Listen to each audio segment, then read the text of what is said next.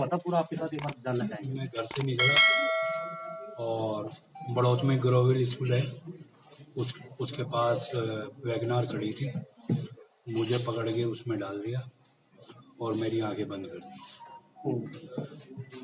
उसके बाद वे गाड़ी लेके चलते रहे। कितने लोग थे? 3 लोग थे, एक ड्राइवर, 2 उस गाड़ी में। अगर जिस गाड़ी से आपको ले गए थे रास्ते में भी कहीं चेंज किया आपकी गाड़ी को? दूसरी गाड़ी नहीं चेंज की। कोई बोलचाल हुई, उन्होंने कोई बात की आपसे? मेरे से तो यही बात की है उसने, कि हमें धोखा हुआ, हमने ले जाना किसी और को था, ले गए थे। अच्छा, कहाँ की आवाज लग रही थी? आवाज कुछ हरियाणा की भी थी और कुछ हमारी यूपी की आवाज थी। तो किसी बड़े बदमाश का नाम भी ले रहे थे क्या? नहीं, मेरे आगे किसी का नाम नहीं लिया। आपको कोई खिलाया पिलाया? आपको कोई पानी वानी पिलाया। क्या किसी से फोन पे भी संपर्क में थे? क्या किसी से फोन पे भी संपर्क में थे? नहीं। दूसरे किस व्यापारी को उठाने की बात कर रहे थे धोखे में जो लेके आए आपको? तो वो तो नहीं पता होगा ना मुझे। नो कह रहे थे तुम्हारे जैसे ये हेल्थी से थे और तुम्हारे से तो दुश्मनी नहीं थी हमारी। अच्छा, बताइए भी क्या है कि एक महीना पहले भी जो है आपको जो है बताया गया तुम्हारे घर पे रंगदारी क्यों मांगी थी? अब कह नहीं सकता जी मैं तो, क्योंकि हम तो किसी की मतलब लड़ाई झगड़ा या कोई ऐसी कोई आसपास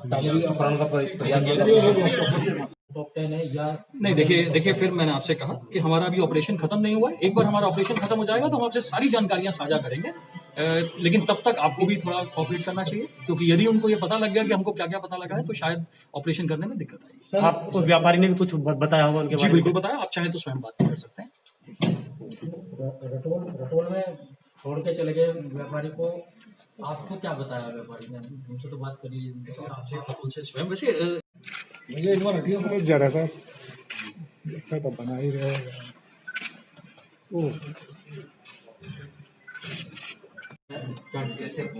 देखिए, आज दिनांक 26 तारीख को प्रातः एक सूचना प्राप्त हुई कि थाना बड़ौत में जो अपहृत हैं श्री आदिश जैन, इनके पुत्र से सूचना प्राप्त हुई कि आज सुबह 5 बजे के करीब वे अपने घर से निकले थे, लेकिन ना तो अपने घर पे पहुंचे और ना ही दुकान पर, ना ही अपने घर पर लौटे, ना ही दुकान पर पहुंचे।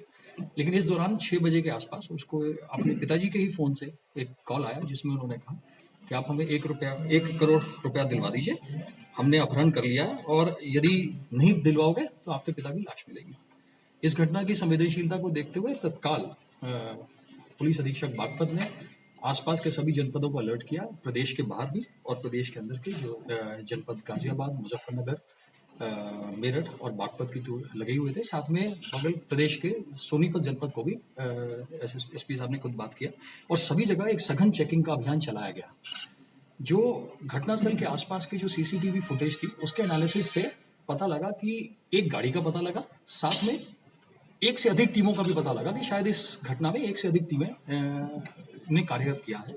और उस पूरे एनालिसिस से उनकी अलग अलग जगह की लोकेशन जब चेक हुई तो यहाँ से लोनी बॉर्डर, बुढ़ाना बॉर्डर, बाकी सब बॉर्डर्स पे जो चेकिंग शुरू की गई, तो ड्रोन कैमरे का भी इस्तेमाल किया गया, उन जंगलों के एरिया में आसपास में कॉम्बिंग की गई, तो फाइनली सफलता मिली जब श्री आदिश जैन को रटौल के पास से बरामद किया गया।